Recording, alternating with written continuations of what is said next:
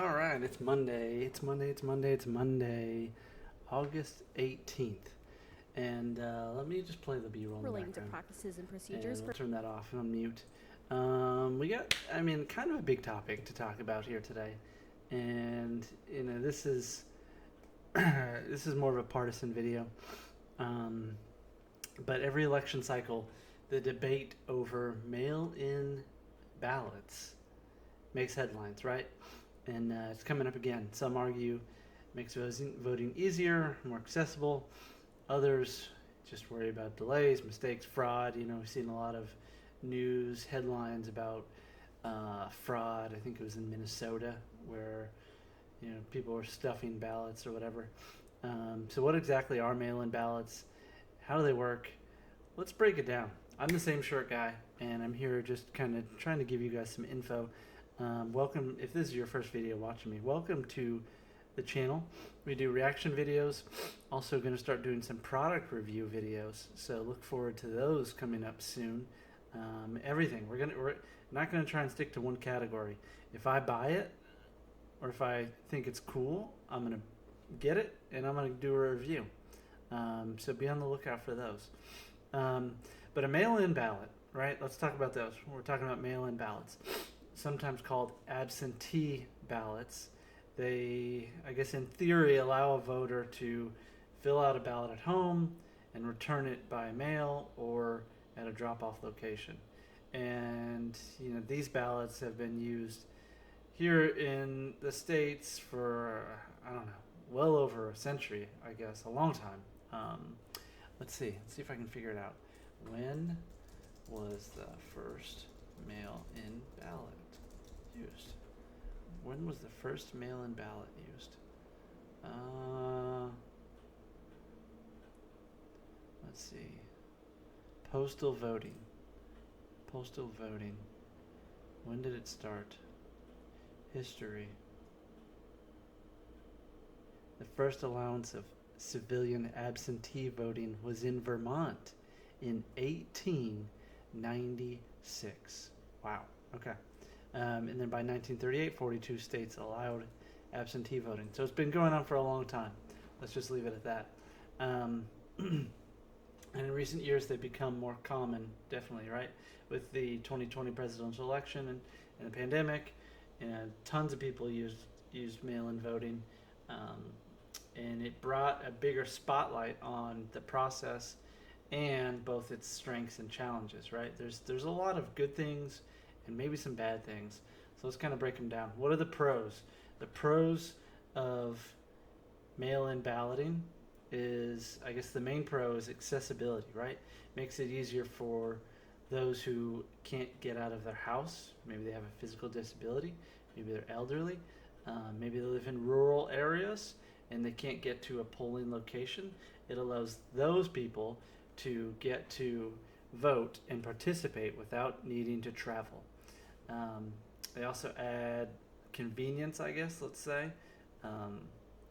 Whether you have work or you're taking care of a child or you have to travel overseas, mail-in ballots let you participate without physically being present. So there are some really good things about it, right? And then on the other hand, let's talk about some of the challenges. First, counting mail-in ballots, right? It takes longer.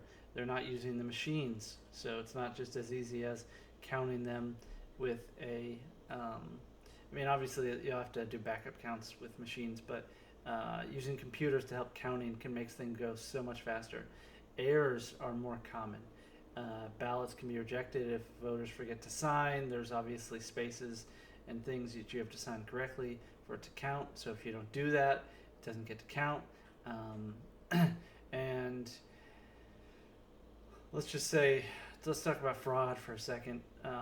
According to the information I have in my research, studies have found that fraud is rare, but a lot of people worry that the system is more vulnerable to fraud and scams and political pressure than in-person voting. And so what is the debate? So President Trump is talking about ending mail-in balloting. whatever you think about him, I'm not going to get into that right now.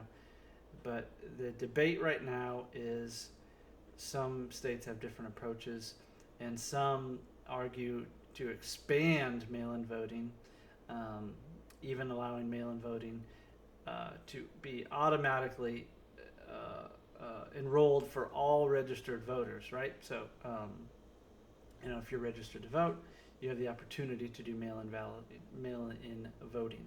While others say we need tighter rules, stricter ID checks, and limiting ballot drop-off locations. So, those are kind of the two schools of thought, right? The debate comes to kind of two competing values, making voting as accessible as possible, which is kind of what our system in our country is built off, right? Democracy, giving people the opportunity of choice. Who knows what these guys are talking about in Texas.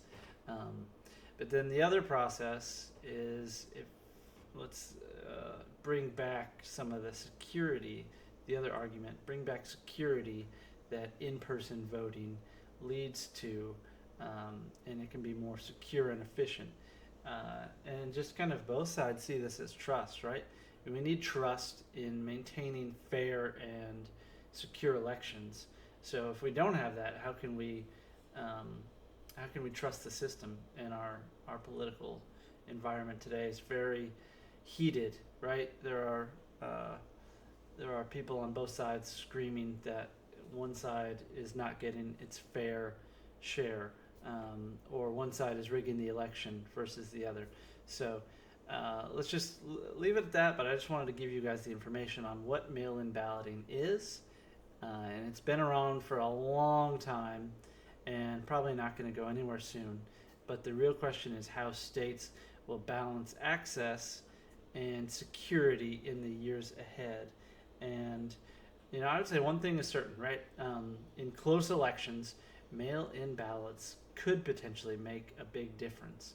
And making sure that they're counted accurately, I think is extremely important. So I'm going to leave you guys with that. I hope you enjoyed this video, just kind of the background and the two pros and cons for mail-in balloting or absentee balloting.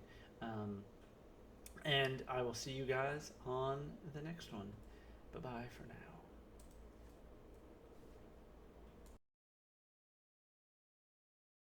Soft sensation on my skin.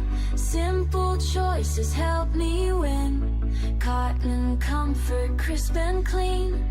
Best decision I have seen. Same shirt, same shirt, same shirt.